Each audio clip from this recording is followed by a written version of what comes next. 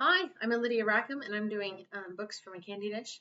And this is where I pick one of my titles out of here and just talk about it off the cuff. I don't even know what it's going to be. So, okay.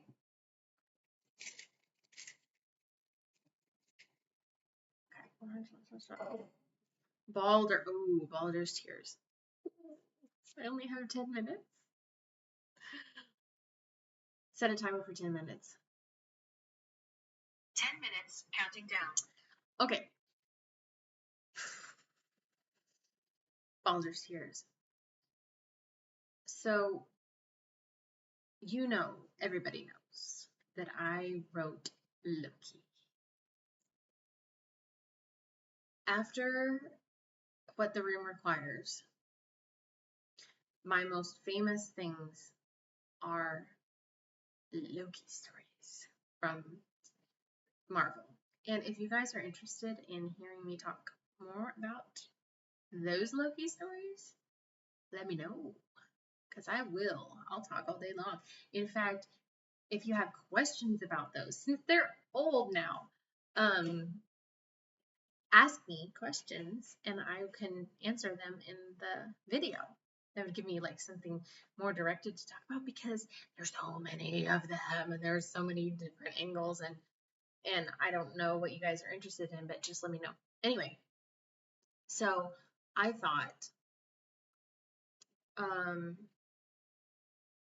so I've explored Loki in the Marvel universe, but what if I didn't know if you guys would enjoy a Loki story that was more Norse based, because what I enjoyed bringing into the fan fiction was Norse stuff. I didn't like the science fiction angle that it started to take and ultimately took. The science fiction goofy weird, like the very angular armor that looked modern, stuff like that. The modern way that they were talking, like that Thor eventually started talking that way. I was like, he's like 1,000 years old. Why is he talking like this? So I liked to bring in that old feeling. And so I thought, well, what if I just went completely with that? What if I wrote a Loki story that still involved a modern Midgardian woman, but went more fantasy with it? So I did research on the Edda, and I knew I wanted to avoid a lot of gross. I didn't want to go gross. So a lot of what you find very awkward about Norse myths, like Loki giving birth to a horse and things like this, I I I wrote one of my favorite scenes. It's when the main girl actually gets to go to Asgard, and she's sitting at the table with Thor and Balder and Loki and all these, and she is telling them what people in Midgard think of the Norse gods and what their stories are. And so it's hilarious. Like who's married to who and who did what, and things like that. And she will say, and then they will, they react in all different ways, like who and what, and like it is just hilarious. It's so funny. It is so funny. I can still picture it all. I can still picture the way Loki looks across the table, and Thor with his beer stein there, and what's all over the table, and just the firelight. And yeah, I'm still there. I'm still right there, because it was such a vivid scene to me. And I decided to, well, obviously, the main problem, I decided to take the main problem from my Thor fan fictions, which is what happened to Balder. That was the main core issue between Thor and Loki in those stories. And it's particularly tragic always. Some innocent person getting shot. And in the fan fictions, um, in the fan fictions, Balder went crazy and he was planning a murder of Thor, and Loki had to stop him. But he didn't want to do that, but he had to intervene. Well, in this one, um, Loki does in fact kill Balder, but it's through a sort of an accident. And Loki is sentenced. And so like a whole the same thing happens kind of in the myths, only Loki was not killing him out of malice or jealousy or being a jerk. Um, and so, but you still have to deal with that. You still have to deal with that, the fact that Balder is dead and winter has come, and who actually, if Loki didn't mean to kill him, then who was trying to kill him? Who was trying to get him killed, and what were they trying to do? And so um, there is obviously an underlying villain underneath all of this, and so our Midgardian girl Marina, she was first friends unknowingly with Balder, um, who was sharing with her a secret that she didn't realize was being shared, and basically a gateway into Asgard and a way to save him because he had um, premonitions that something bad was going to happen to him, and he was laying out plans um, to save himself. And so um, Marina has to, and her thing is that her father died, and they were archaeologists of Norse things, and she can read, Old Norse and everything else. And she got in a car accident and hurt her arm, and it's always kind of up like this. It's always hurt, like curled up and hurt. She can't stretch it out, like it's, you know, kind of paralyzed. And so, and she's kind of a wispy person. She's not very physically strong, and very quiet. And so she's having to find like an inner strength here in order to try to save her friend, Balder. And she has to resort to using Loki because he's the only one. Well, for some reason, the tools that Balder gave her to help him take her right to Loki. So, and he's not in the best mood. And the cool thing about Loki in this one is he's kind of, I take that shapeshifty thing to a whole new level.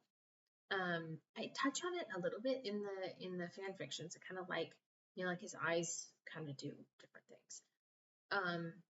But in this one, his hair changes color with his mood. His eyes change color with his mood.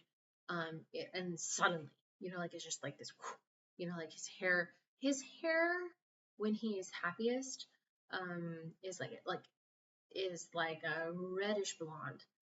And then he's blue eyes. That's where he is when he's happy. Because in the Norse myths, Loki has red hair. I think that's something against the Irish, but I don't know. something magical, like leprechauns and stuff.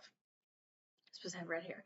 So, and of course, I know a lot of Vikings had red hair too. So, but he's red haired, but then like if he is in a especially dark mood, it'll go black, and his eyes will go gray, or even if he is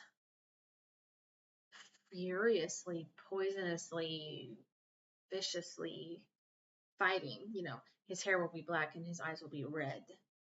So that was really fun to just kind of, like he's like this walking mood ring. So he can't really hide the way that he feels. Because he might be able to change his tone of voice or expression, but his hair will give him away. And I introduced new characters, Hela and Fenris. They're in there as his siblings, and but they're kind of like They're siblings, but he doesn't quite get along with them because he's chosen to hang out with the people from Asgard, and they don't feel like they fit in with them because they're not from Asgard. Loki's been adopted by the Asgardians, the Aesir, but the other two really they don't want to be in with them. So the whole story goes through I'm gonna stop it. Wintertime in the mountains. And again, I love the house, the place where they stay. Um, it's a little bit like I know like nothing in Harry Potter is original, so like she's pulled it all from other mythology types of things. So, but that's where you'll find it sounding familiar. Is like it looks like a little dollhouse, but then when you go in, it's big inside. Like what do they say that it's in Doctor Who also, and so it's big on the inside, and so and it's all very but it's big, but it's not like a mansion. It's still kind of pokey. Like you walk in the front door and then turn right here, and there's the little living room area with the chairs and the fireplace, the stone fireplace, and then over here, it depending upon how you open the door, it, it depends on what room you're in. Like it can be the kitchen or it can be the larder, depending on how you open the door. And then straight ahead is the staircase that goes up, up, up to the one bedroom up there. And it's just this little fold up house. So it's a lot easier than living in a tent in the snow. But it's an epic book. It's very long. There's a lot of adventure. There's a lot of peril, a lot of magic, like thick, old magic, and a ton of Loki. So if you enjoyed Loki and Thor and all that fun Norse myth, you'll love it because it's just really a love letter. It's my love letter to Loki, my original. And I think there was a lovely reader of mine who she actually was going to meet Tom Hiddleston at a Comic-Con, and she took a copy of that book and gave it to him. So I don't know if he ever read it or anything.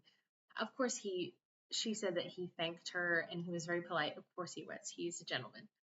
And he's sweet. But yeah, theoretically this book is in the hands of Tom Hiddleston.